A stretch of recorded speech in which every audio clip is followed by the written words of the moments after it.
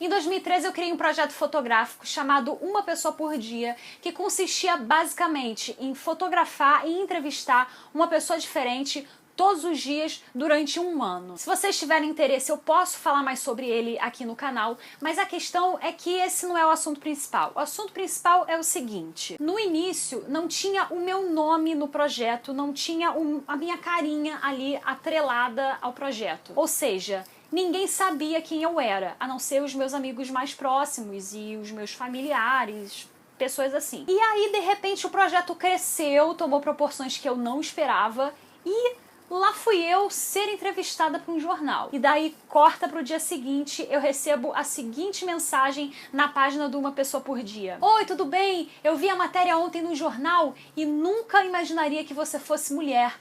Parabéns.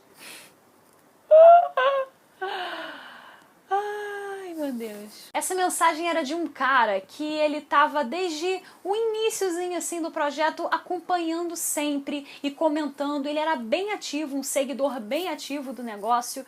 Ou seja, ele não falou isso por mal. Ele falou como um elogio. Só que eu não recebi como elogio, eu recebi como uma ofensa.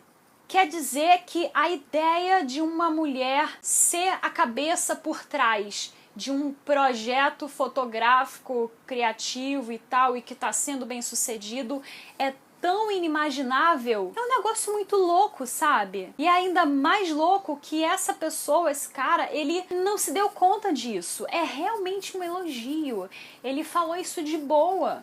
Essa é uma história. Vamos para outra história. Uma vez eu fui fazer uma oficina de escrita criativa e numa turma de 10 pessoas, só uma delas era homem. E aí na primeira aula o professor chegou e falou: pô, só temos um homem aqui na turma, então vou me referir a vocês no feminino. Por exemplo, todas vocês trouxeram o exercício hoje? Tipo isso. Por fora eu tava show, super normal, mas por dentro eu tava, oh meu Deus, bafão!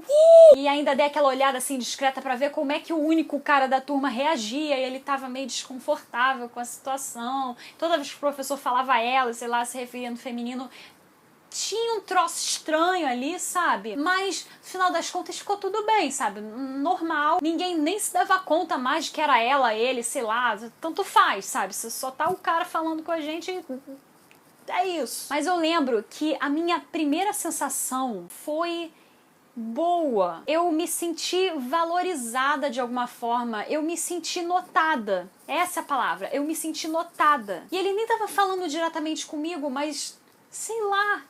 É como se eu sentisse que, pô, tem uma importânciazinha aqui. E assim, antes disso, se alguém me contasse essa história e eu fosse me imaginar, eu estando nessa turma, eu não imaginaria que eu me sentiria assim. Tem uma importância aqui. Não, eu acharia que isso é bobagem. É só um detalhe. Eu não posso afirmar com certeza, óbvio, mas eu acho que as outras mulheres também se sentiram da mesma forma. E daí que eu te contei esses dois casos para te fazer a seguinte pergunta: por que mulher é quase sempre a segunda opção? Porque quando existe um artista secreto por trás de uma obra, o nosso primeiro impulso é imaginar que ele é homem em vez de mulher. Por que que o Banksy não pode ser mulher? Aliás, eu não sei se já descobriram a identidade dele. Por que que em situações normais basta ter um homem num grupo de 10 mulheres para que esse grupo vire automaticamente um grupo masculino? Por que que a gente não pode chamar um homem de ela, mas pode chamar uma mulher de ele? Por que ser um ela é ofensivo? E a gente, na verdade, sabe as respostas para essa pergunta, né, gente? Essas não são perguntas sem resposta. A coisa toda é assim porque o masculino, ser homem, na nossa sociedade é o padrão, é o parâmetro. A coisa toda é assim porque a nossa linguagem com a qual a gente se comunica, a partir da qual a gente pensa e imagina as coisas, essa linguagem, ela é fruto da sociedade em que ela foi criada, em que ela nasceu. Então, por isso, o padrão, na hora que a gente precisa imaginar uma pessoa bem-sucedida, é a gente imaginar essa pessoa como sendo homem. Aliás, isso acontece com qualquer padrão, né? Quando alguém te diz princesa, a gente raramente vai imaginar uma princesa negra, ou uma princesa gorda, ou uma princesa negra e gorda. Negro e gordo não é o padrão na nossa sociedade. A gente imagina uma princesa magra e branca. Cara, isso é um troço normal, tá?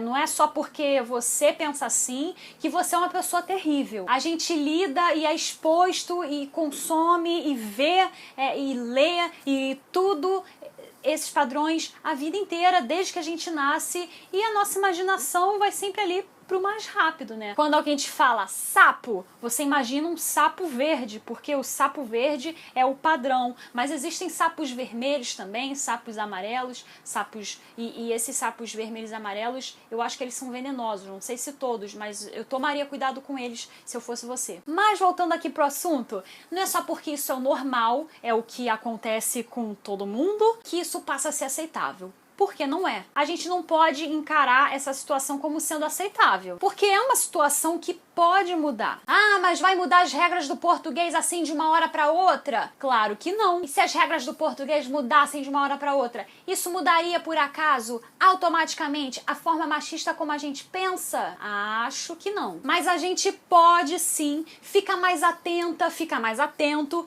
pro modo como a gente pensa, para perceber como as coisas são colocadas. Então por isso eu te proponho o seguinte exercício.